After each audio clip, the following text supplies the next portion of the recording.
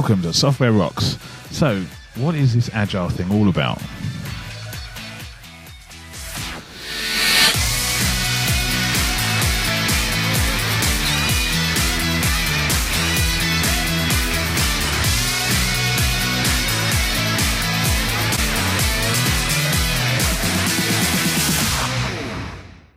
Welcome to Software Rocks, where I'm going to teach you how to take your software development from average to amazing. So today, we're going to talk about being agile and why it's important. 5 ways to tell if you're not agile, and something you can start doing today to start making your development better immediately. So, what is being agile and why is it important? There's a couple of key pieces to being agile. Agile isn't a specific thing. Agile isn't a framework where you just sit down and go, right, today we're going to start being agile. Agile is much more of a state of mind for a company and how they want everything to happen, not just for a small group of people. Now, a lot of places will have just a development team being agile, and yeah, that works. Agile definitely came from a development background. It's all about developing software, but agile is a much bigger concept than that. It's much more about taking ideas and understanding them and working things through in a much more face-to-face team-like manner. So what are the core pieces of agile? What is it really about? So it's the core idea starts with really rapid iterative development, and what that means is your developers are there developing software, absolutely, but they're getting feedback from the business all the time.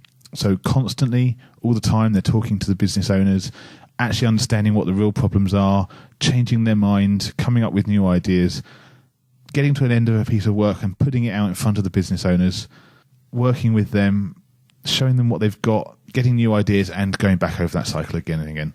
It's all about face-to-face communications. There's no getting away from it.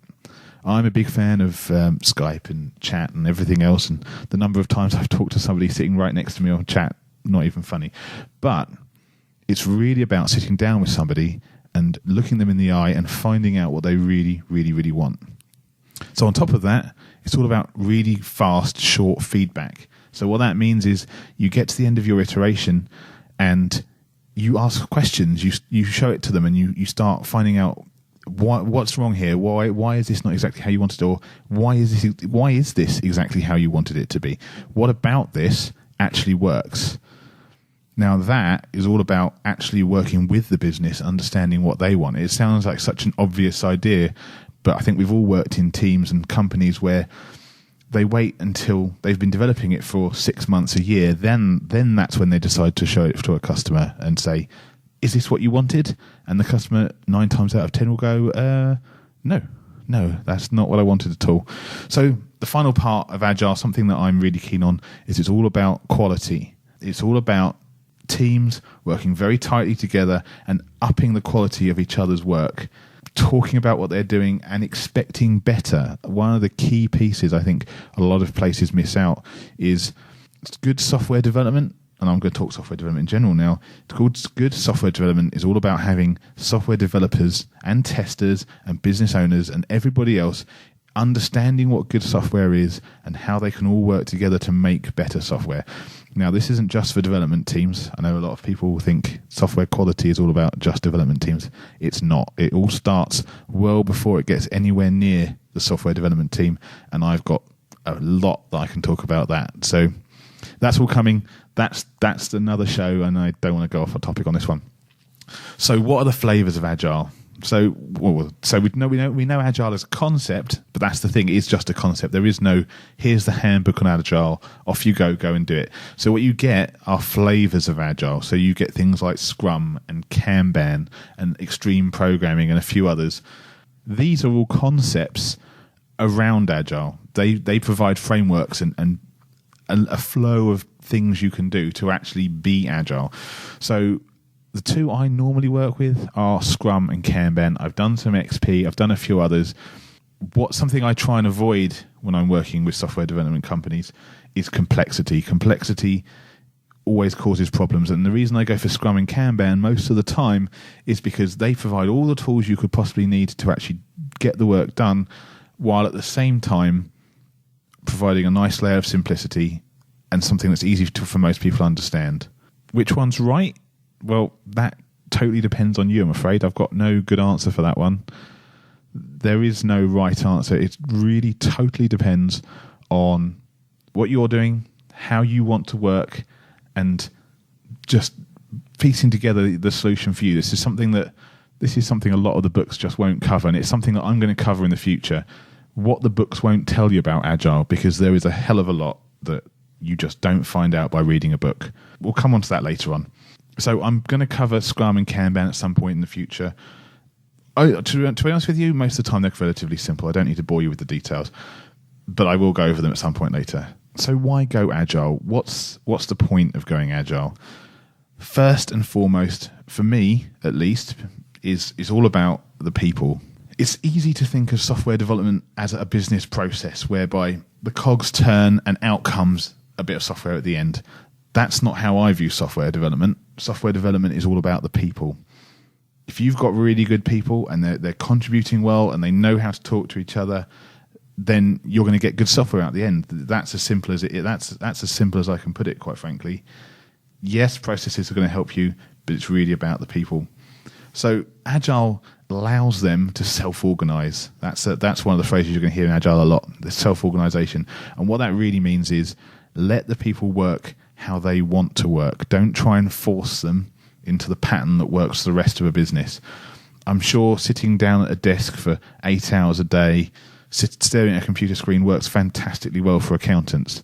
Does not work at all for software developers. Ironic, because they write software for a living. So you allow them to self-organize, allow them to do what they want to do. That gives them the freedom to fix the software and create the software exactly as they want to do it. If you give them that chance, then they're going to be more productive. Again, that's one of the whole points of Agile. Allow the teams to do it how they want to do it so they can be more productive. That will make them more efficient. That will let them turn out more software. So once you've got them self-organized and they're working together and they're able to talk to each other, they're going to be more responsive. What that means is they can talk to the business, they can ask questions, they can show their software, and they can get feedback really, really quickly. And that's what this is all about, getting really rapid feedback, not necessarily only from the business, but also from your customers, because that's how you make really important, quick decisions. By working off the data, by seeing what you've got, by changing your mind, by adapting to that change as it comes, and working with everyone, the software developers, the business owners, all working together to actually create a better, more viable product. Once you've got all that flowing, you've got them organized, you've got them productive, you've got them responsive, that's when the innovation starts to happen. That's where you can have this software going out, you can be getting feedback from the customers, everybody's working together, you start churning out new ideas, you start experimenting, you start trying stuff. I've worked with a lot of companies who really want to be innovative. They want to try new ideas and push stuff out there. But one of the things that always holds them back is either their structure, they're just too rigid, they will not allow people to try things and get things out there. They don't gather feedback, they don't experiment, they don't try stuff, or even worse, they're scared of getting it wrong. I'm going to have a whole topic on innovation and how to experiment and get stuff out there and do bits and pieces. But if a company is afraid of getting stuff wrong, then they might as well pack up shop now. If you look at the really big companies out there, Facebook, Google, any of them, they try stuff. They put it out, they see what happens, they find out what people think, and if it doesn't work, they get rid of it. I mean, Google Wave is a fantastic example of that. A really clever idea, a brilliant bit of software, some amazing concepts in there, and it was a really fascinating way to approach work. Problem was, nobody wanted it. And so rather than being afraid, they gave it a shot. And when it turned out nobody wanted it, they closed the doors, took all the pieces they developed, put them into other things. So if you look at something like the chat application in Gmail, there were pieces in there that came from Google Wave. So it wasn't wasted development. They didn't lose money. They didn't waste time. They learned lessons. And learning lessons is by far the most important thing you can do. You do all that, you're going to raise your quality. There's no doubt. You're not only learning from your customers, you're developing what your customers want, you're forced to raise your quality. So that's going to mean fewer defects. That's going to mean everybody understands what the most important part of your software is and why it's important and how it works. And more importantly, you're going to raise your own standards. You've got all this stuff going on. You've got innovation flying backwards and forwards. You've got all this responsiveness. You've got to raise your standards. And that's something we all want, quite frankly. We all want better software developers. We all want better standards out there. So you get all that going. So now if you look at this from the outside, you've got this amazing company and you've got people who are happy to work there. They're working in a way they want to work. They're working with people they want to work with. They're producing amazing software. They're getting great results. They're getting feedback really quickly. Why wouldn't you want to work in a software company like that? That's exactly what most of us aim for, and that's exactly what we want to get to. Here's the interesting part of all this. If you can get all that to work, you're actually going to start doing less management work. So what do I mean by less management? You've got all these teams self-organized. They're talking to each other. They're doing each other's work. They're understanding what needs to be done and when. There is just less to manage. They don't need somebody looking over their shoulder, telling them what to do next and pointing them to the next goal. You definitely need people with vision. And I'm going to have, again, another topic some point in the future about vision and how you inspire people and how you get them to go to where you're wanting, and being clear with your ideas and other things like that. There's a lot in there that, again, I see a lot of companies just getting wrong. And I'm going to cover that at some point in the future. But you've got all this stuff flowing for you. They are managing themselves. They don't need project managers standing there pointing at their Gantt charts. They don't need all these other people telling them what to do. They know what to do for themselves. They're setting their own priorities. So what's the ultimate outcome of this? You get some absolutely incredibly happy customers. That's the aim. They're getting updates all the time. They're getting feedback. They're getting conversations with the people in the company and even the developers. They're engaged with your company. And that is by far the most important thing for getting traction, for getting new customers, for keeping existing customers, and just moving your business forward. You can absolutely do these things, but it requires a very different mindset. Again, I'm going to have another episode at some point in the future around engaging your customers, gathering their feedback, and actually using that to shape what you're going to be doing in the future. 5 ways to tell if you're not agile. So number 1, and I think we've all been here, you have to massage the numbers to make yourself look good. That means you're either saying to the directors, yeah, we're definitely going to hit our targets, or you're saying to the customers, oh yeah, we'll have that out next week, or actually, I think that just went out. I'll double check for you. Agile, for me, and I think this is probably true for most of us, Agile is all about honesty. It's all about being honest with the business. It's about being honest with the board. It's about being honest with the customers. It's about being honest with each other. It's about not hiding what it is you're doing. And when you make mistakes, I mean, this is probably the key part. You are going to make mistakes. And again, I'm probably going to have an episode at some point in the future about mistakes and some of the mistakes I've made. But let's be honest, we all make mistakes. So let's not try and hide them from each other. Let's be honest. If you make a mistake and it affects customers, tell those customers you've done it. More importantly, tell your support staff that you've done it so they know what's about to happen. Tell the board, do not be afraid of making mistakes. Be honest with everyone. Because if you're not, you get into that classic situation where you say to the board, yeah, we're definitely going to deliver in a week's time or 2 weeks' time. It gets into 2 weeks and you go, actually, you're going to need another 2 weeks. I was working at a company where I specifically said, again, honesty is something is a really big thing for me, and I'm probably going to do a whole episode on honesty at some point in the future. I'm always honest. I have to be honest all the time because it's bitten me in the arse on the very, very rare occasions at the start of my career when I wasn't honest. So I was working for this company, and I specifically said to them, there's no way you can get this out in the next couple of weeks. It's just not going to happen. So then, of course, somehow the wording got changed, and it got changed into absolutely, we'll definitely have this out in the next couple of weeks. And of course, we didn't. It went exactly the way I said it would go. We didn't get it out the next couple of weeks, even though no matter how many times I tried to tell them that wasn't going to happen, it didn't go out the month after that, and it didn't go the month after that. Why? Because they just weren't being honest with each other, and they were not communicating clearly up to the board. There were other problems there, but I'm not going to go into that. So problem number 2, no one owns the product. Again, I'm sure we've all been there where you're making this product, and when someone says to you, well, who do I go and speak to about this? And you go, I don't know.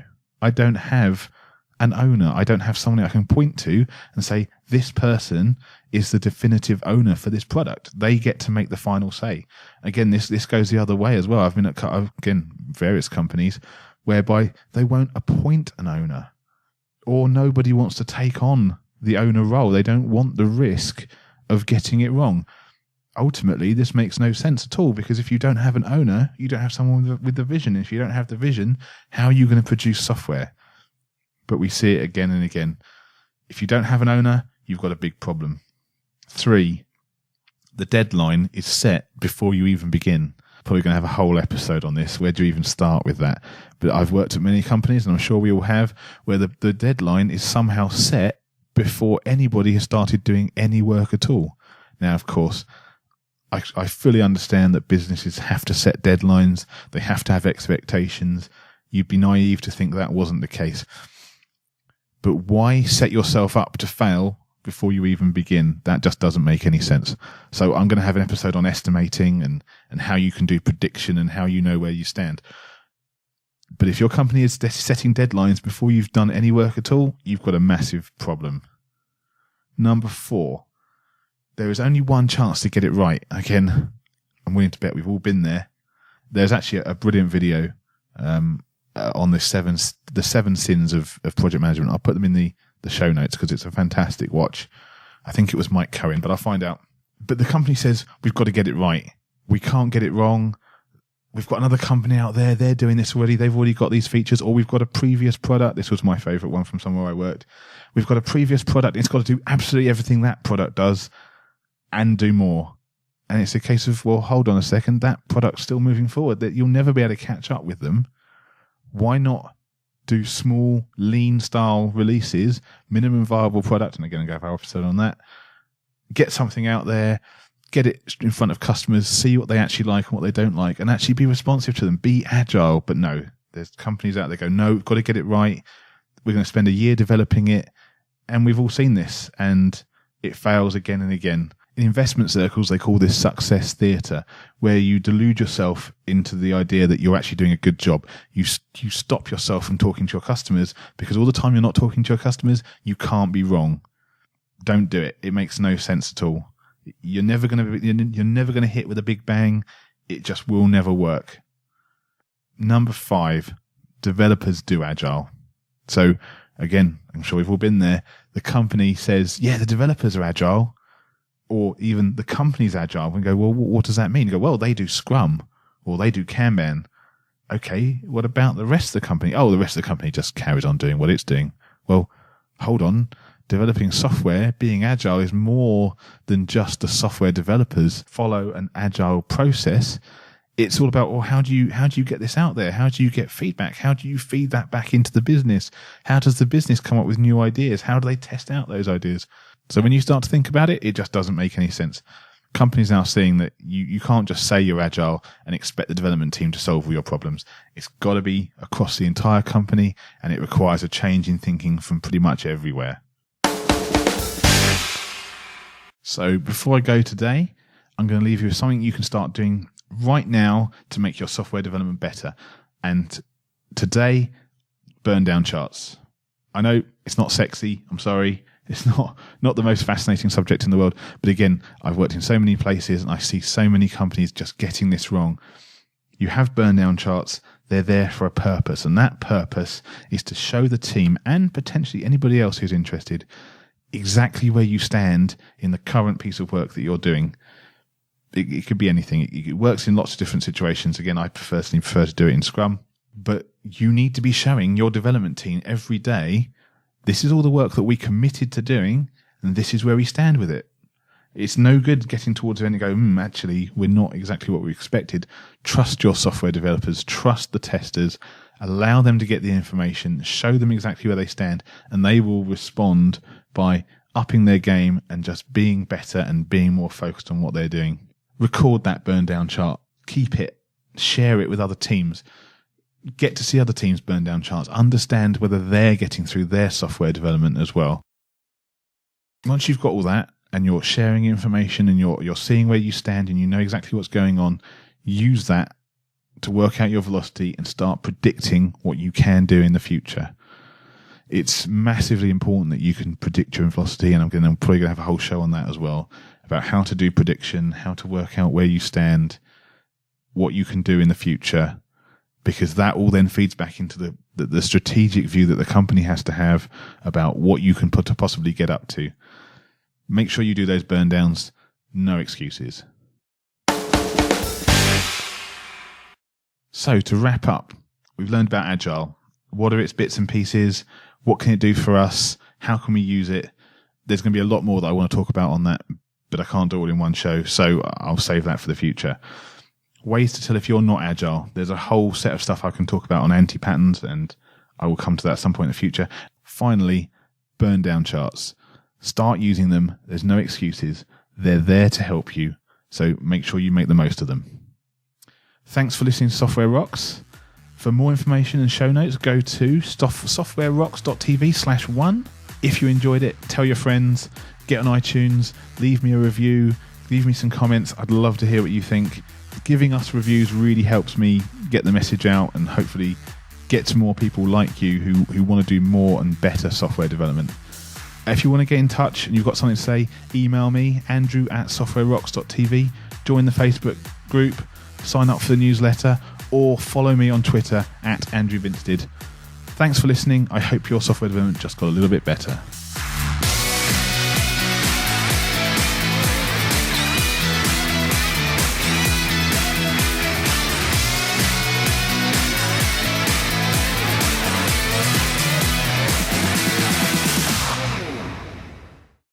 Welcome to Software Rocks. Oh yeah. Oh dear. On today's show, no, I don't want to say on today's show. So today we're going to talk about being out, and I say so a hell of a lot. So here's 5 ways. I said so again. Again, doesn't make any sense. I keep saying that. It doesn't make any sense. So what we learned today. No, I don't want to say what we learned today. What it can do, what it can potentially do.